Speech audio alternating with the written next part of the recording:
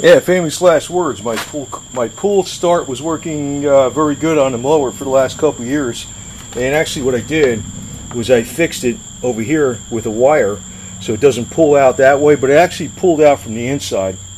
As a matter of fact, just after I mentioned it, of course, and you can see here's the cord, right? It's a nice long cord that just pulled out and the spring popped out.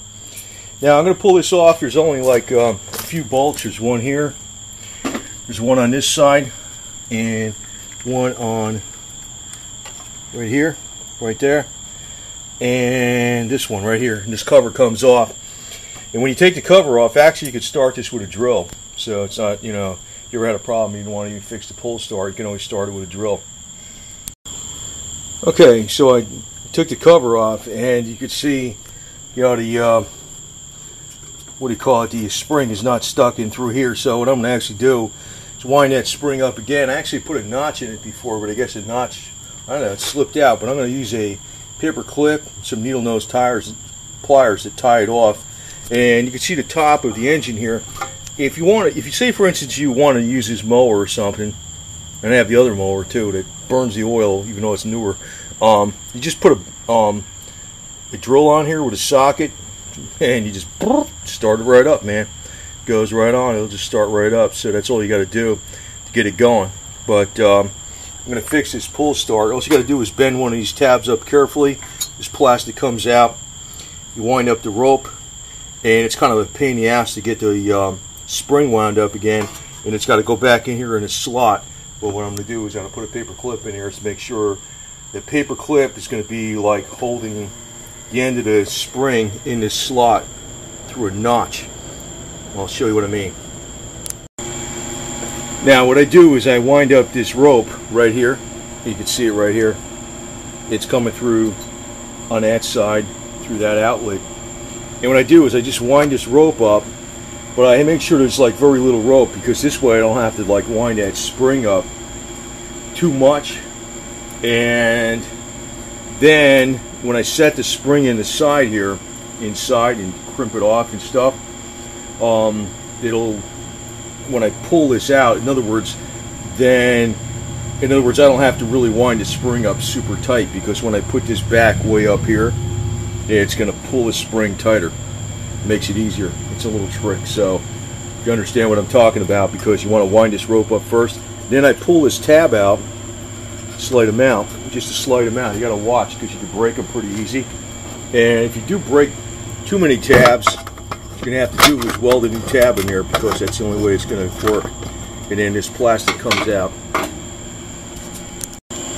Okay, so I moved the plastic wheel out of the way, and what's got to happen is this spring actually has to go back in this notch here, and it has to be wound up pretty tight.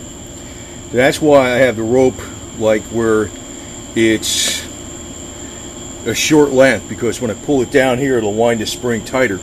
So what I use is needle nose vice grips to hold on to the spring, and I'm going to actually tighten it up by hand. I'm going to have to hold the camera, put the camera down and actually do it, put it in the notch, and then when it's in this notch and through the other side, you notice I have little notches in here on the end of this spring. You notice that? There's little notches. I'm actually going to wrap some paper clip or wire or something like that around it, so it won't pull through this anymore. Those notches were holding it up for a couple years because the notch was catching on this plastic, but I guess it wore out or something. So anyway, that's one way to do it without buying new parts and stuff, because it's like these little stupid, well, I'd have it fixed by the time I even went online and found a part and stuff, so it doesn't take that long to fix, and it'll last a while. Okay, so you can see I put wire on the end here.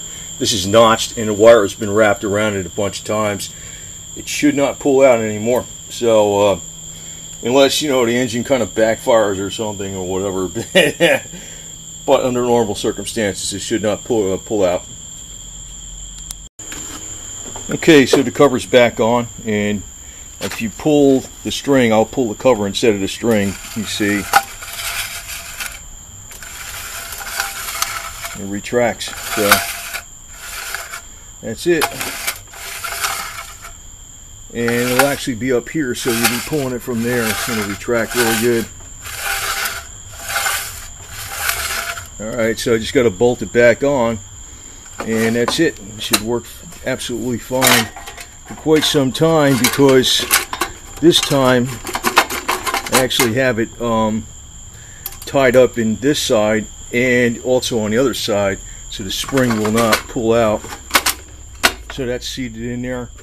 Just got to put 4 little screws in there, and it'll pull. See? Pulls right back, so it's cool. It's not that easy to do though, so you know, but it can be done. But you know, if you break, what happens a lot of times is these springs break. You can still part of the spring broke off on the end originally a couple times.